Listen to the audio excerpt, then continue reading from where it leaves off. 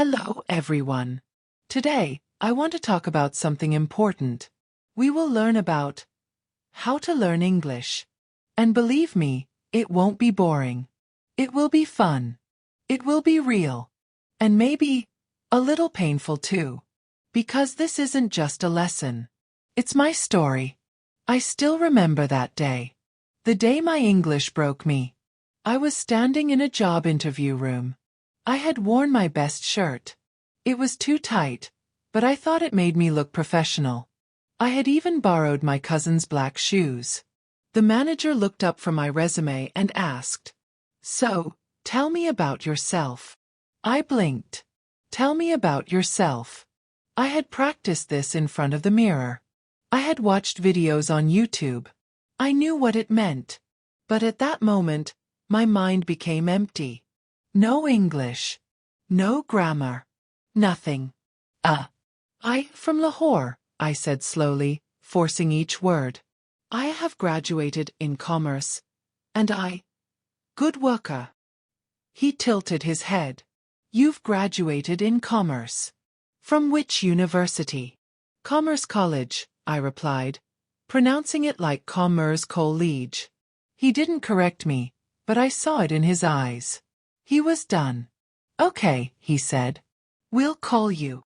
I left the office with burning ears and a broken heart. On the bus, I sat next to an old man who kept staring out the window, chewing something. My reflection stared back at me in the glass.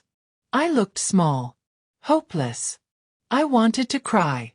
But I didn't. Instead, I whispered to myself, "This isn't the end. This is the beginning."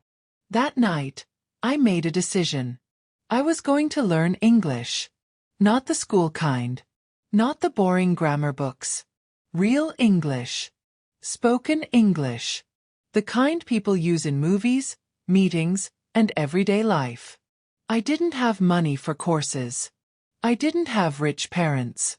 But I had something better. Desperation. I started with the easiest thing I could find. Cartoons. Yes, cartoons. Tom and Jerry didn't talk, but Peppa Pig? SpongeBob? They spoke slowly. Clearly. I watched episodes with English subtitles. I repeated after every line like a parrot. Hello, I'm Peppa Pig. Hello, I'm Peppa Pig. This is my little brother George. This is my little brother George. My sister laughed at me from the other room. My father thought I had lost my mind. But I didn't care. I kept repeating the lines. I kept watching. Hours and hours. Then I found Friends. The American sitcom. That show became my school. Rachel, Ross, Monica, they were my teachers. Their jokes. Their expressions. Their heartbreaks. I didn't understand every word, but I could feel every emotion. I downloaded scripts online. I would read the script first, then watch the episode. I paused after every line and repeated it. It felt stupid at first. But then, something started to change. I read somewhere that if you want to speak English, your mirror must become your best friend. So, every night I stood in front of it and spoke. Not just English, my story. Hello. My name is Denial. I'm from Pakistan. I love learning. I want to improve. I said it with a smile. Then with anger. Then with tears in my eyes. Sometimes I talked for 10 minutes. Sometimes 1 hour. I didn't care if my grammar was wrong. I didn't care if I sounded silly. I just spoke. At first, my tongue felt heavy. But soon it started to fly. There was a small cafe near my house where tourists often stopped. Foreigners. Backpackers. Lost souls looking for chai and Wi-Fi. I gathered all my courage and went there one evening. I ordered a tea. Sat near a table where 2 Australians were talking. Then I smiled and said, "Excuse me, are you from Australia?" They looked at me surprised. "Yes," one of them said. "From Melbourne." And just like that, I had my first real English conversation. It wasn't perfect. I stuttered. I forgot words. But I kept going. I told them about Lahore, about the food, about my dream to learn English. They listened. They smiled. And when they left, one of them said, "Your English is good, man. Just keep practicing." Those words? I still carry them in my heart.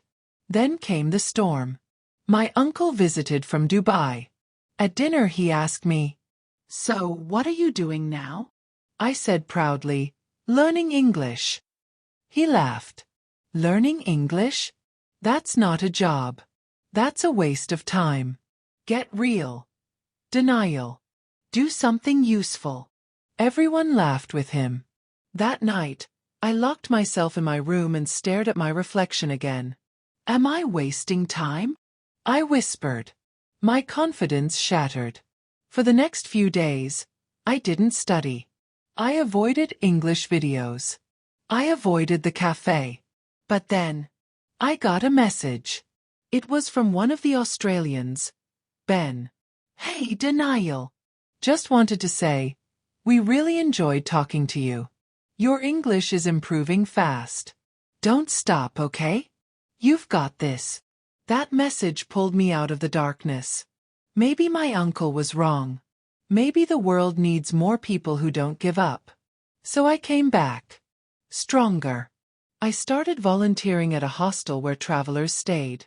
I offered to guide them around the city, for free, just to speak English.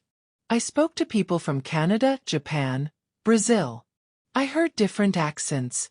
I learned new phrases. I made mistakes, but I laughed through them. And every night, I wrote down the new words I heard. I made flashcards.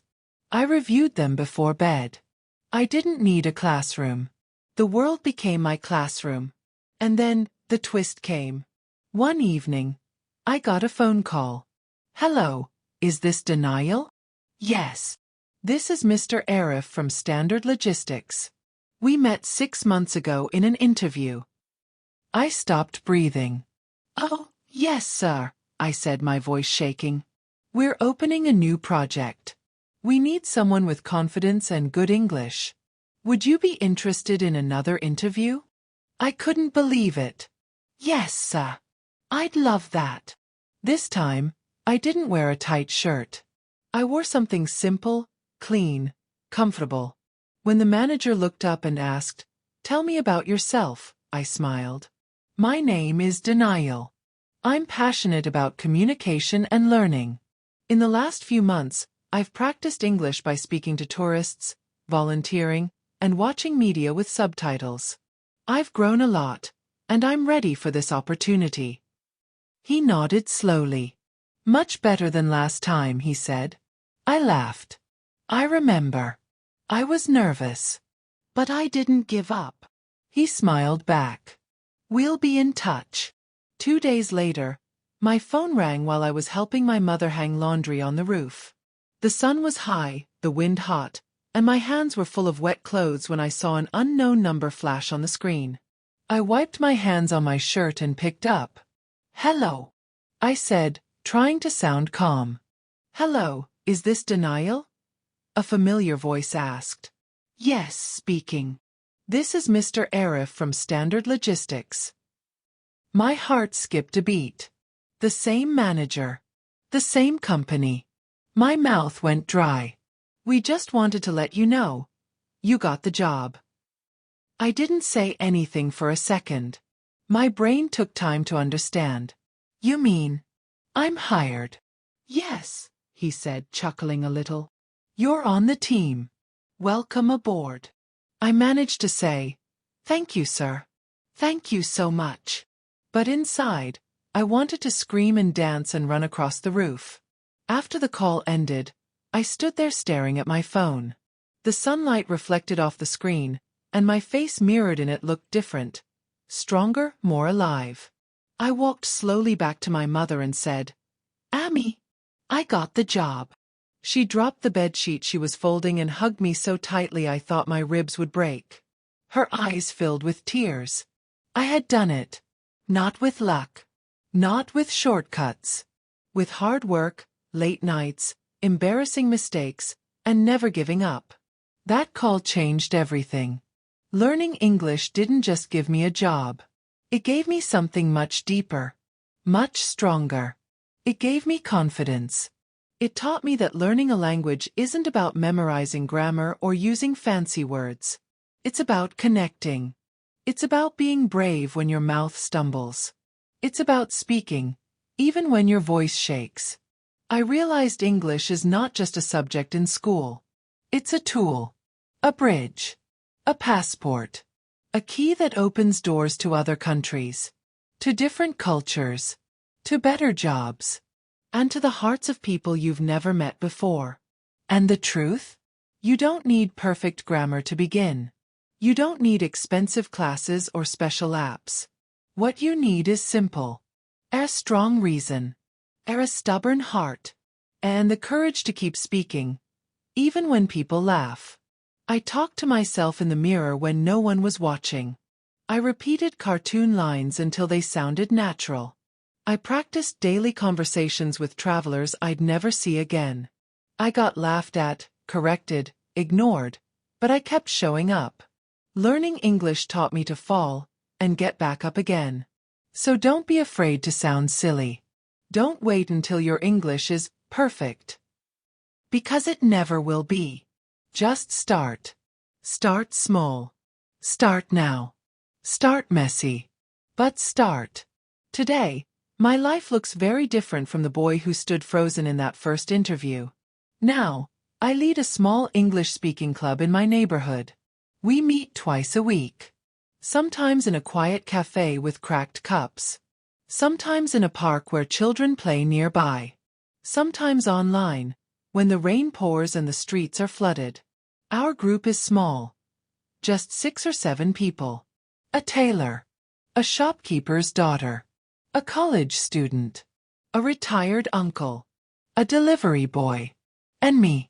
We sit in a circle and talk. Not just about grammar or vocabulary. We talk about our dreams. Our fears. The movies we love. The quotes that inspire us. We laugh. We share. We grow. And every time someone speaks for the first time, nervous, shaking, unsure, I see myself in them. The old denial. And I tell them, don't wait to be perfect. Start messy. Start afraid. But start. Some of them bring notebooks. Some bring just their hope. But they all bring one thing in common. The fire to learn. And I'll never let that fire go out.